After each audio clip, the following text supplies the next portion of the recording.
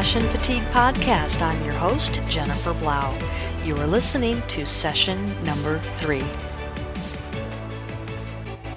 Welcome to the Compassion Fatigue Podcast. My guest today is Steve Abrams, who has been a veterinary practice management consultant and professional for more than 30 years.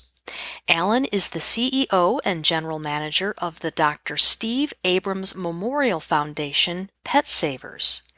Alan's father, for whom the foundation is named after, passed away in 2008 after a long career in veterinary medicine. Practicing for some 50 years, Dr. Abrams never once euthanized a patient simply because a client could not afford a procedure or treatment. To honor his memory, and in keeping with his love for companion animals and the veterinary profession as a whole, Alan and his family established the nonprofit organization to provide grants to pet parents who are facing possible euthanasia simply due to financial restraints.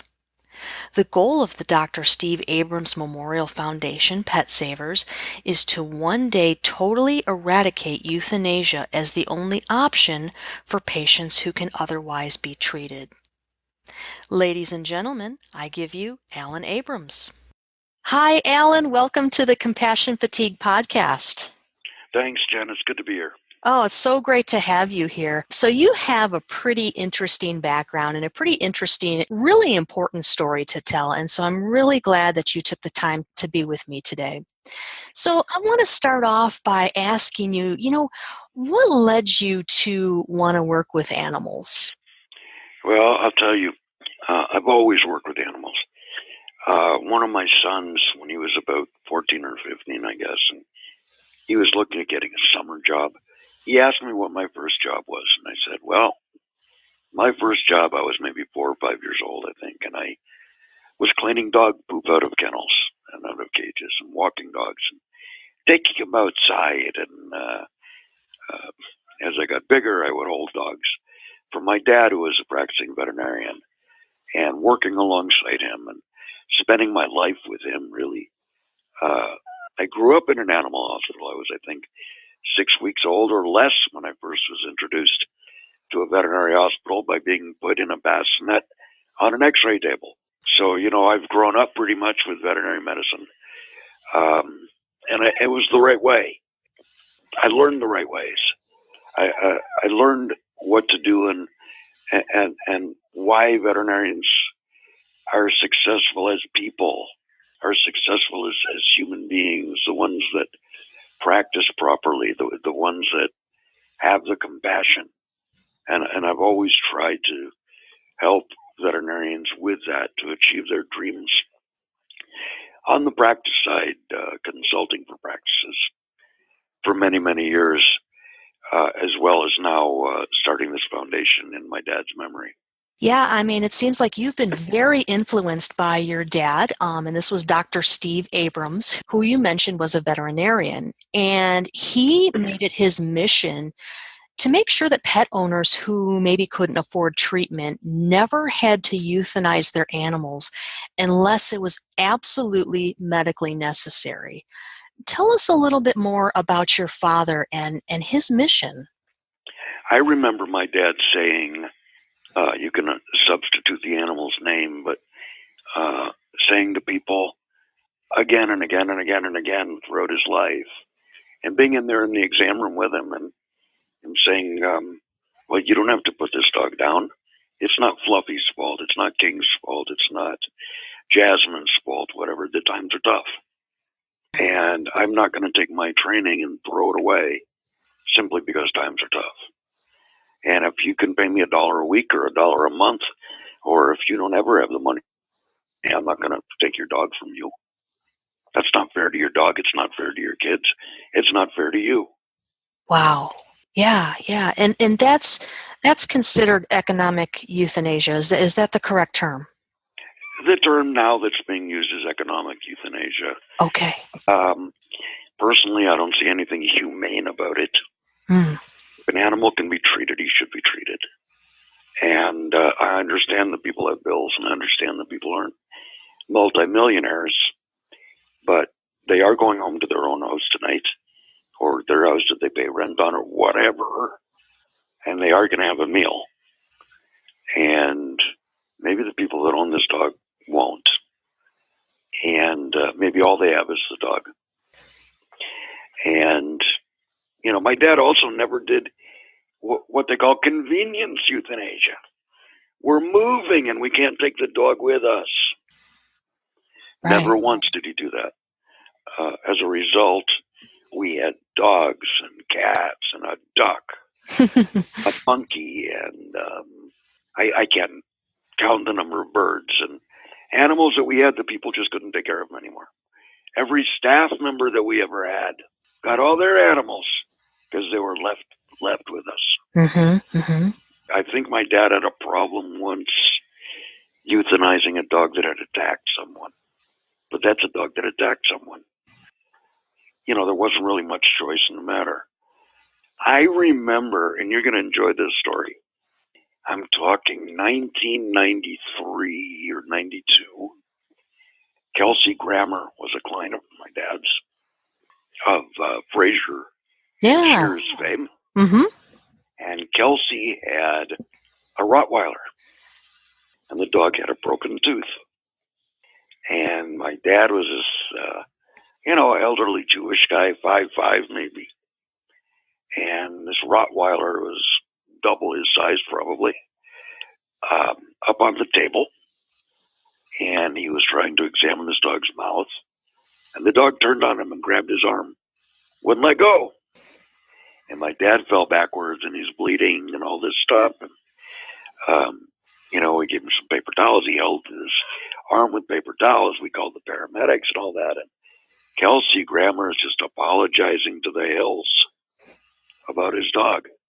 And my dad looked at him and said, "What do you mean he's in pain? He's scared. He doesn't know what's going on. He's a dog. He's right. I'm the one that was wrong." Wow. That was my dad. Yeah, that's amazing. That's amazing. And so, we're talking about this convenience euthanasia or economic euthanasia. And I think you just gave a perfect example there. There are so many animals that, they bite, or maybe they have a broken leg. And for one reason or another, the choice is made to euthanize the animal. How common, do you know how common economic euthanasia is, at least in this country? Oh, God. There are, according to the AVMA, and this was from 2013, 17,000 companion animals euthanized a day in veterinary practices. That does not include pounds. That does not include humane societies. That does not include any of those things that they just, they're not picked up in 7 days. They're put in a gas chamber. These are just from veterinary practices. 17,000 pets a day. Of those, 64% are euthanized for lack of funds. That is staggering. Absolutely staggering. It is. It's heartbreaking. I don't know that I would have a problem if it was 66% because the animal was too old and infirm, and 34% because they didn't have the money. That would be a more acceptable number to me. Not that any number is acceptable, really. Sure. Relative to euthanizing an animal. But, when it gets over 60% due to money, there's something very wrong there. And we decided that we're going to do something to honor my dad, honor his memory, and go out there and try to save more animals than he was ever able to, being in private practice.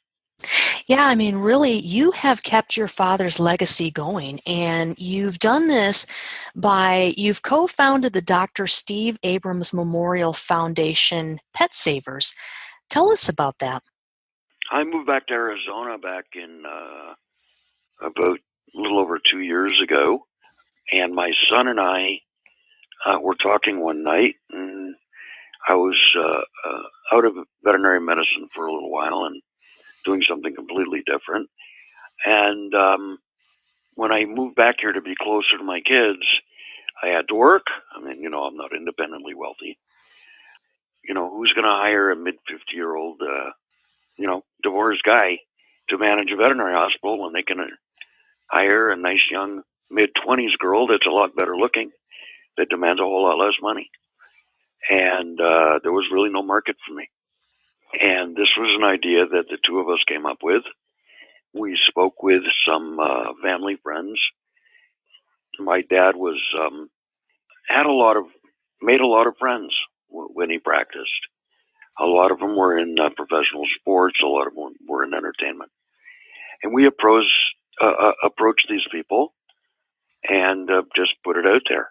And they said, "For your dad, yeah, we'll do anything for your dad's name." And we raised a whole bunch of money.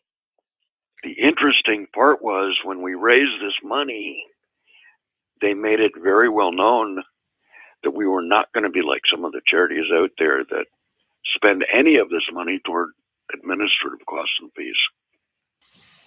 So we have to find another way to raise money to eat, to raise money to pay people. And so all these donations, these are going toward families. Donations go directly to pay the veterinary care. And have you, as a result, so how long has the foundation been around? The foundation actually launched, everything was in formation in April of last year. Okay. And we launched the middle of June. And how many veterinarians do you currently have that are part of the foundation? We just put on number 30 today. And I believe they're in Kansas City, Missouri area. Okay. And is this a national program, or is it in certain states right now? We are national. We do not have any place that we won't help animals. We'd love to be able to even work in Canada, but we're not very sure about the tax laws and ramifications and things like that. And, speaking of economic euthanasia, I imagine from a professional perspective, what is the impact of economic euthanasia on the veterinary team? $17,000 a day. I can't even imagine the impact, the emotional impact that must have on the team. We've got in veterinary medicine, so sadly, such a problem with depression, such a problem with our colleagues taking their own lives. Yeah. And, we have to wonder how much of that is due to the inability to save every life. And obviously we're going to lose patients. Everybody does. MDs do too, all the time. Right? Try being an oncologist, a pediatric oncologist. Sure. That's got to be the worst, right? But at the same time, there are endless resources in human medicine. And we don't have that opportunity in veterinary medicine. I've heard, and correct me if I'm wrong, but I've heard that veterinarians lose patients at a rate of 5 times their human counterparts. Oh, I would agree with that. I think they see a whole lot more patients. Mm-hmm. They probably see 5 times the number of patients that a physician sees. And also the shorter lifespan and the fact that, sure. We don't have economic euthanasia in human medicine. No. Can you imagine? Well, economic euthanasia, of course not, but there's barely euthanasia at all in human medicine. Exactly. Save for Oregon now and their assisted suicide laws. I experienced severe illness myself 9 years ago and was in cardiac arrest for 14 minutes while on a ventilator. I went into a vegetative state coma for about 63 days.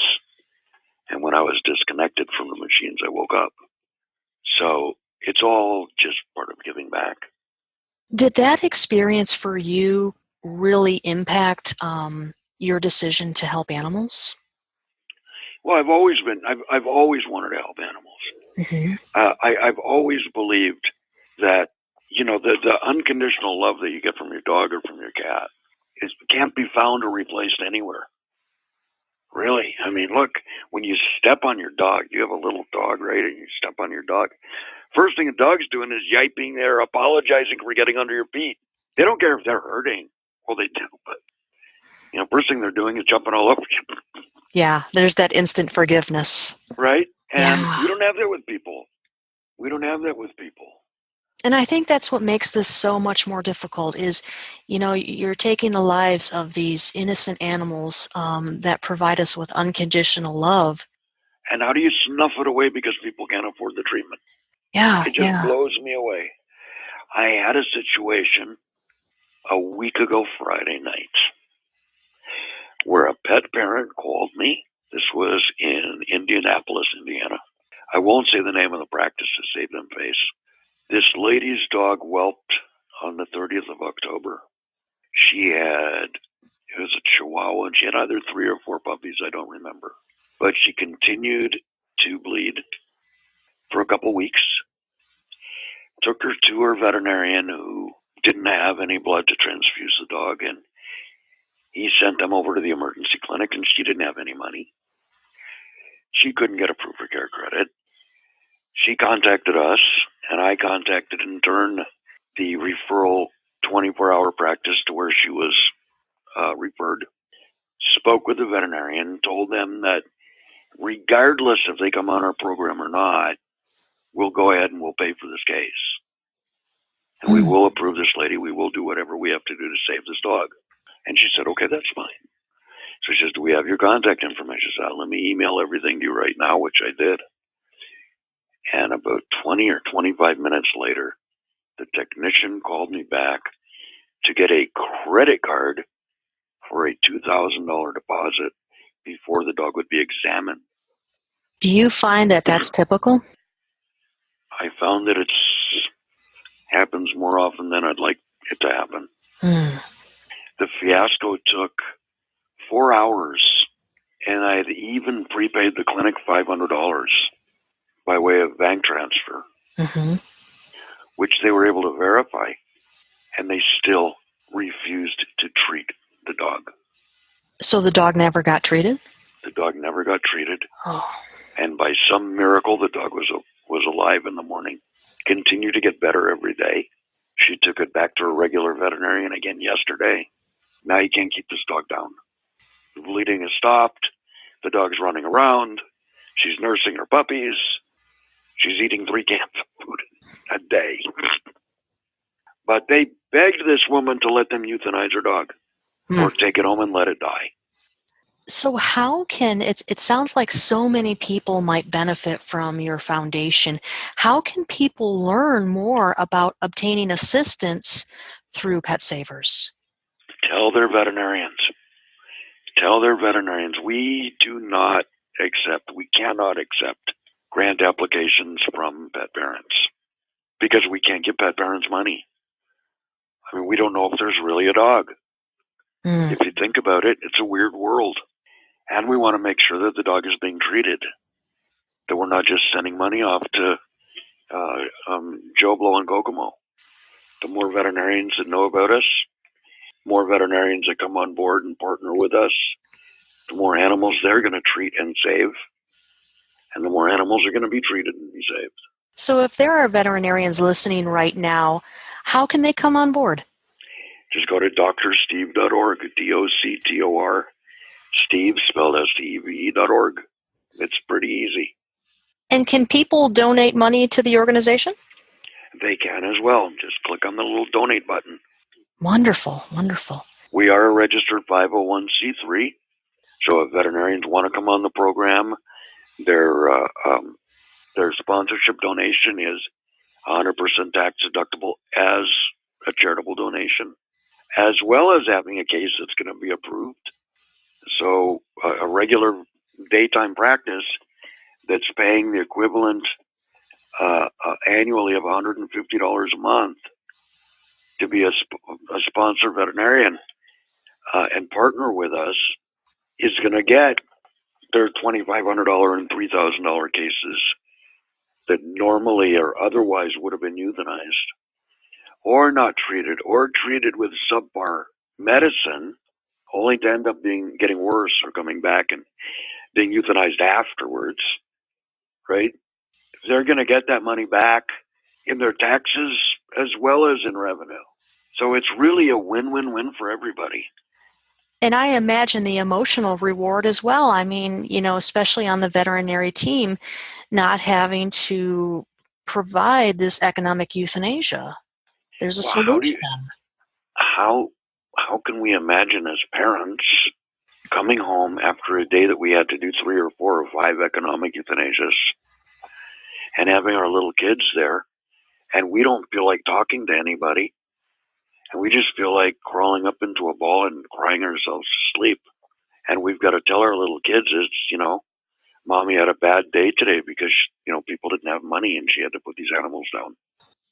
Instead of coming home and saying, wow, you should hear about this case we saved because drsteve.org was around. That in and of itself, I think, is reason to take the position that let's all get together and eliminate economic euthanasia. Let's take this part of our depression away. Let's stop being able to blame the economy on our own depression. Let's stop being depressed that here we've got all this training and we can't use it because Joe Smith didn't have the money to do blood work or an x-rays. Yeah, and, unlike human medicine, we often don't have insurance that covers this. Exactly. And anybody that can't get approved for one of the financing companies and they don't have vet insurance and they don't have any other way to pay, we're here to do that. Yeah. Is there anything else that you want to share with our listeners? Oh, boy. I hope my dad's smiling down on us. I would imagine he is. So, Alan, what is the best way for, I think you mentioned the website before, is that the best way for people to learn more about the foundation? Yeah, just go to the website. It's Dr. D-O-C-T-O-R Steve, steve.org. They're certainly welcome to call me at any time. My number's on the website under Contact Us. We do take call, by the way, 24 hours a day, 7 days a week. So any emergency clinics, anybody that sees a bloat at 3 in the morning, because of course nobody sees a bloat at 2 in the afternoon, right? And you never have to do a cesarean section at 11 o'clock in the morning. But we've always got the phones going. We always answer the calls. We always process applications. And our approval time is generally under 30 minutes. That's amazing. Well, I'm going to put a link to that website in our show notes page. And so any listeners out there who would like information, you can just go to the show notes page and you'll see that link there. And you can find out more about the Dr. Steve Abrams Memorial Foundation Pet Savers. Alan, thank you so much for being here today. I think the work you're doing is absolutely incredible, and I wish you all the luck in the world. Thank you, Jennifer. I appreciate you having me on. Take care, Alan. Thank you. Bye-bye. Bye-bye now. Well, I really hope that you enjoyed today's show with Alan Abrams. And again, if you'd like more information on the Dr. Steve Abrams Memorial Foundation Pet Savers, you can head on over to drsteve.org. And of course, you can find those links as well at thecompassionfatiguepodcast.com. I want to thank you again for joining me today, and I hope to see you back here next week. Take care. Thank you for listening to the Compassion Fatigue Podcast. Please note that this podcast is not meant to provide medical advice or substitute for psychological care. Please consult with a mental health professional if you need additional support.